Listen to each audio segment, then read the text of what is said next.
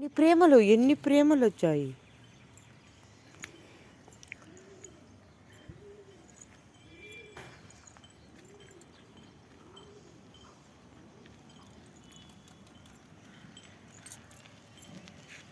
ఏంది ఇటు రావట్లేదు ఈ మధ్య?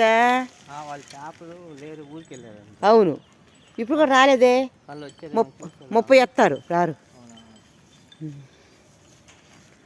లేరు. నేను ఒక పేపర్ డబ్బులు ఇవ్వాలి అబ్బాయి నీకు. ఇంకప్పటి నుంచి నువ్వు కనపడలా.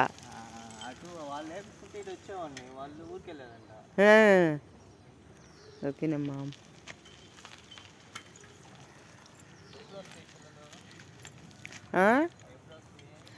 ఇంక లేదు, దానికి ఇంజక్షన్ చేపిస్తున్నా. పాపం డాగు పాడైపోయిద్దంట. నేను డాగు ముఖ్యం మాకు.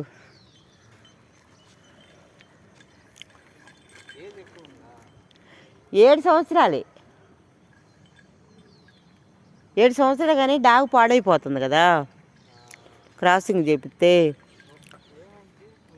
ఏం కాదు కానీ పాపం దానికి బాగా రిస్క్. నేను కూడా చేయలేకపోతున్నా. అబ్బా అసలు మామూలు జాగ్రత్త కాదు, చాలా జాగ్రత్తగా పెట్టాలి. అవేమో మనం ఇంట్లో మన పక్కలో పెట్టుకోలేము వాటిని.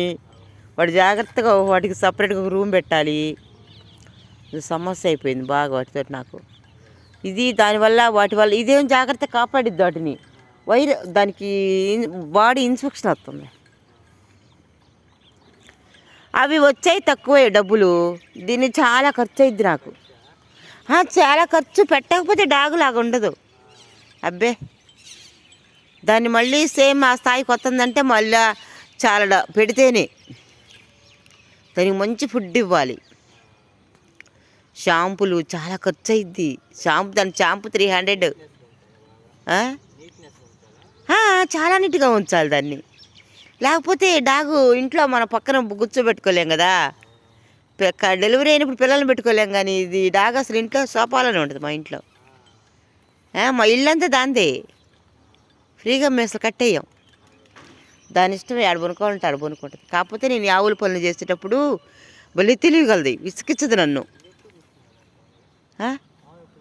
ఆవు కూడా సేమ్, ఇద్దరు ఒక 6 రోజులు తేడా. అది ముందర తీసుకొచ్చేది, దీని తర్వాత తీసుకొచ్చి ఇక్కడే ఉంటుంది. కానీ బయటికి వెళ్ళిద్ది. ఇప్పుడే వచ్చింది. రోజు కట్టేస్తా, ఎలా కట్టేద్దామని లోన పోయి బయటకు వచ్చరికి వెళ్ళిపోయింది. ఆ ఫ్రెండ్స్ ఉంటారు అక్కడ దుర్గమ్మ గుడి కాడ ఉంటారు. ఏమకే మొత్తం బ్యాచ్ అనమాట ఇల్లు. ఇంక రాత్రి బిడ్డను కూడా తెల్లారి అరుస్తానే ఉందయ్యా తల్లి మళ్ళీ కోడు వచ్చిద్ది.